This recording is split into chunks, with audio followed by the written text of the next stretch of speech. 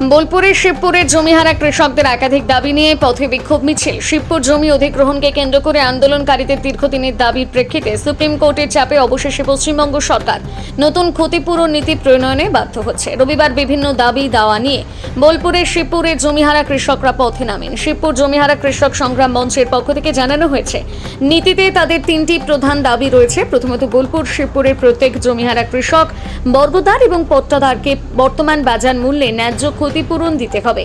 দ্বিতীয়ত, জমির সঙ্গে যুক্ত থাকা প্রতিটি ক্ষেত মজুর এবং কৃষি শ্রমিককে আর্থিক ক্ষতিপূরণের আওতায় আনতে হবে। তৃতীয়ত, প্রতিটি জমিহারা পরিবার থেকে অন্তত একজনকে স্থায়ী সরকারি চাকরিতে নিয়োগ করতে হবে। সংগ্রাম মঞ্চের নেতাদের অভিযোগ, এতদিন ধরে জমি অধিগ্রহণ হলেও সঠিক ক্ষতিপূরণ ও পুনর্বাসনের ব্যবস্থা করা হয়নি। সুপ্রিম কোর্টের নির্দেশের পর সরকারের সামনে আর সময় এই বলে তাদের দাবি।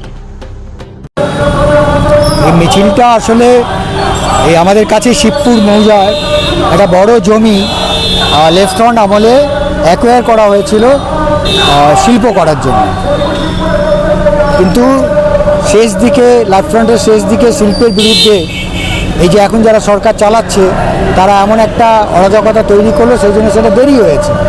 এই সময়ে ওই সুযোগটা নিয়ে এই দলই, আজকে যারা সরকার চালাচ্ছে এই দলই ওইখানকার লোকজনদেরকে নিয়ে ওখানকার বেড়া ভেঙে তাদেরকে আবার জমির দখল দেয় এবং বলে আমরা যদি সরকারে আসি তাহলে তোমাদের জমি ফেরত দেবো, কিংবা আমরা এখানে যদি অন্য কিছু করি সেখানে তোমাদের চাকরি দেবো।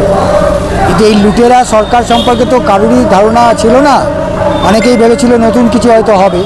সব জায়গায় যেমন লুটের রাজত্ব চালাচ্ছে, শিবপুরেও সেরকম কৃষক ক্ষেতমজুরদের কাছে জমি কেড়ে নিয়ে সেখানে ফ্ল্যাট করে আবাসন করে সেই আবাসন বিক্রি করার পরিকল্পনা নিয়েছিল। সেটা নিয়ে ওখানে লড়াই আন্দোলন শুরু হয়। তৃণমূল, বিজেপি ছাড়া সব দল এই লড়াই আন্দোলনে আছে এবং কঠোর আইনেরও আশ্রয় নেওয়া হয়। এই রিসেন্টলি একটা আইনে একটা হয়েছে যে তাদের বর্তমান দামে কম্পেনসেশন দিতে হবে নতুন করে।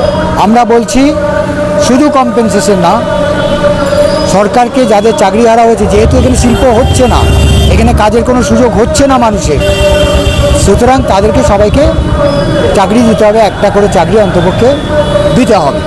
এই নিয়ে লড়াই আন্দোলন হচ্ছে। তৃণমূল, বিজেপি ছাড়া সবাইকে ঐক্যবদ্ধ করেই আন্দোলন চলছে, অনেক দিন ধরে আন্দোলন চলছে।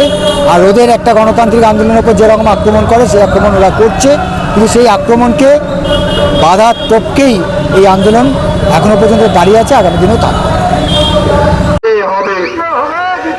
সুপ্রিম কোর্টের নির্দেশ মেনে শিবপুরের সমস্ত জমিহারা কৃষক বর্গদার ও পাট্টাদার পরিবারকে বর্তমান জমির বাজার দর অনুযায়ী সঠিক ক্ষতিপূরণ। জমিহারা কৃষক সংগ্রাম মঞ্চ জিন্দাবাদ।